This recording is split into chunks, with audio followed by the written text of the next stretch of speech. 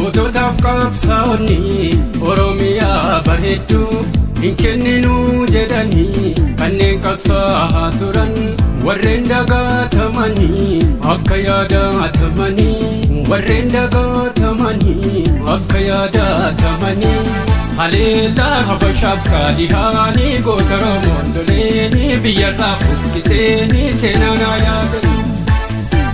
Haleellaa ruumicha abbaa karraatii leenca mootii horroo haleellaa wal jirraa amanuutii sanyii bishee garbaatii diinaaf karaan banuu haleellaa dhugumaa jaldeessootii mootii giddaalimuu haleellaa gooticha goota caaluu eenyu isan gahuutii seenaa yaadatu.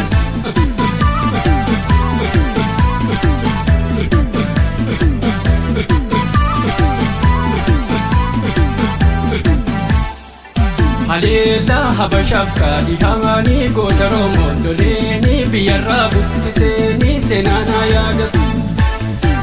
Haleellaa warroon diinaa loluutiin qooda guddaa qabdi. Haleellaa qabeenya uumaa keessaa olaan tokko caatoodha odaan bulluku ragaa. Haleellaa dhimmiruu saafaatii goota baddaa horroo. Haleellaa lammeessaa ruumichaatii shorshoraa ol jirraatii goota baddaa ratoota. Haleellaa filee hundaraafaati goota baddaa fincaati. Haleellaa bayyanaa obsaafaatii goota baddaa jaarteetii maaliif dagatamu. Haleellaa filee mandaraafaati goota baddaa fincaati. Haleellaa bayyanaa obsaafaatii goota baddaa jaarteetii maaliif dagatamu. Haleellaa habashaaf kaadhihaanii goota Oromoon loleen biyyarraa buqqiseenii seenaa yaadatu. Seenaa yaadatu seenaa yaadatu.